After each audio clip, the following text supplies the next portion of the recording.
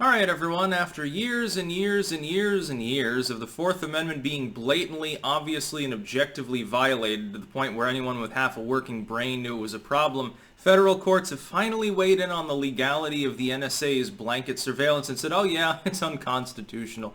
Yeah, Snowden was right. You chased him off to China for no reason. Now he's sitting there in squalor in a Moscow apartment making tweets all day. He was right. He was fundamentally justified in leaking the information that he leaked to make sure that people knew that this was going on. Because guess what? You can't have a court case if nobody can be a plaintiff because nobody knows what the fuck is going on. That's the problem with opaque government. There's no way to mount a challenge against something even if it blatantly violates the Constitution. Now, a fucking decade ago, we knew that the kind of surveillance that the government has engaged in, especially since 9/11. Although, by the way, it was technically a Clinton-era initiative that simply got triggered. It got fast-tracked after 9/11. Did you know that? You probably didn't. The legacy media doesn't want to tell you that it was Bubba Bill, the Democratic whiz kid that actually dreamed up the surveillance apparatus that we now suffer with. It's all Clinton's idea. It just got expedited in form after 9/11, so they implemented it a few months thereafter because they freaked out. They used 9/11 as well as an excuse to go butcher people in Iraq, to invade Afghanistan to control the world's heroin supply, and it's really the reason why. It's for no other reason. To prevent them from falling into the Russian sphere or whatever. 9/11 was used is the arbiter of all modern evil when you think about it. A lot of our debt spending, militarism and jingoism, mass surveillance, the police state, the militarized police rising up in metro areas that are only useful in situations like right now, and then, of course, don't get deployed for political reasons. This is largely post 9/11 bullshit. And post-Katrina, to a lesser extent, of course. It's funny, history lesson here, for all of the people who are skeptical of government power. Who was it who first decided that it was a good idea to build a bunch of FEMA camps? Was it A, the government, B, space reptiles, or C, the American population at large, because they figured out that the President of the United States had no fucking contingency in 2006 in place to shelter tens of thousands of internal refugees? Ding, ding, ding, it's C. It wasn't Bush's idea. He was pressured into it by the American people themselves, Democrat and Republican alike. So please keep that in mind. When things go bad, people, sometimes they don't even need any urging from a corrupt central government in order to basically fuck themselves up and tell the government to take more power to protect them because they're afraid. Happens over and over again. It's happening right now. Well, Russia's breathing down our necks. Quick, we need more election security. We need to lean on Silicon Valley to ban all of those evil conspiracy theorists. Oh my god, COVID? We need to censor people. We need people to stay at home. You're not allowed to protest. The First Amendment is fundamentally suspended. But this surveillance, this is an example of what I've talked about with other things, like gun control. All gun control in the U.S. is unconstitutional. There is no constitutional aside within the Second Amendment to give the federal government the ability to prevent citizens from lawfully owning and using weapons. There is no power given to the states to prevent people from protecting their property, protecting their person. The idea of a duty to retreat is completely unconstitutional. Castle Doctrine is an extension of the Second Amendment. If you get the right SCOTUS composition, eventually this will be seen as retroactively having always been true. Everything since Cruikshank, under the Southern Dems, 1870s, on forward, will be retroactively classed as unlawful. Well, it breached equal protection. It breached the right to privacy. It certainly breached the Second Amendment in its most ultimate form. Absolutely, I would agree.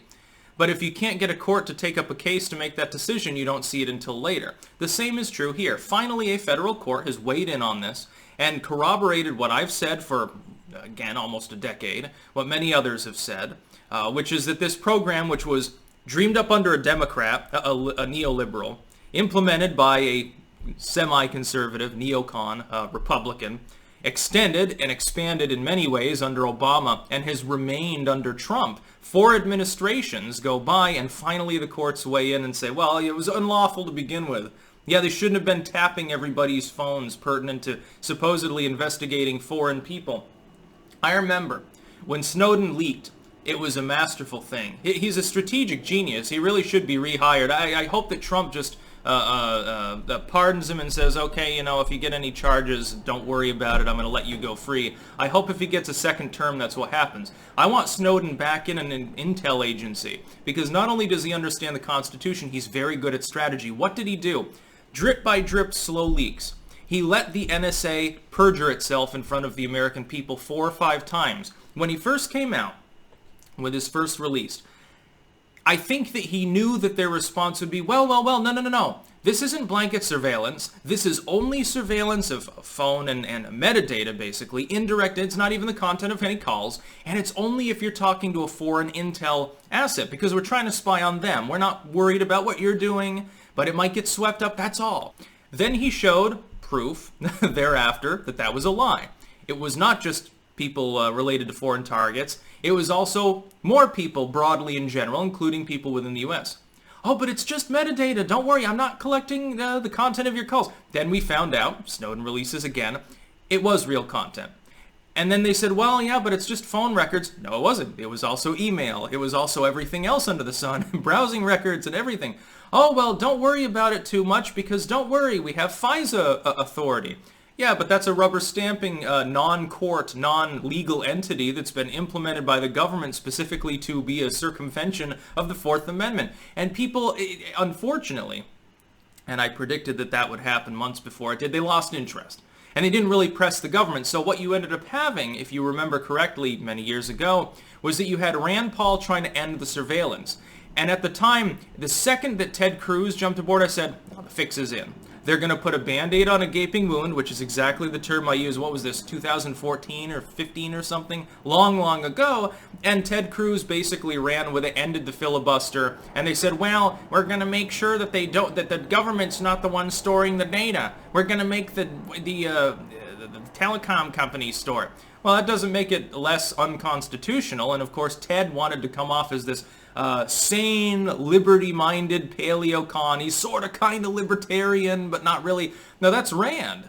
Rand is the one that's like a half-libertarian, unlike his dad, who's ultimately an ANCAP kook. Let's face it, I like the dude, but not really politically viable. As we saw, the Republicans shafted him for a reason, although I do believe he would have won had he been the nominee. Yeah, I think he would have beaten Barack Obama.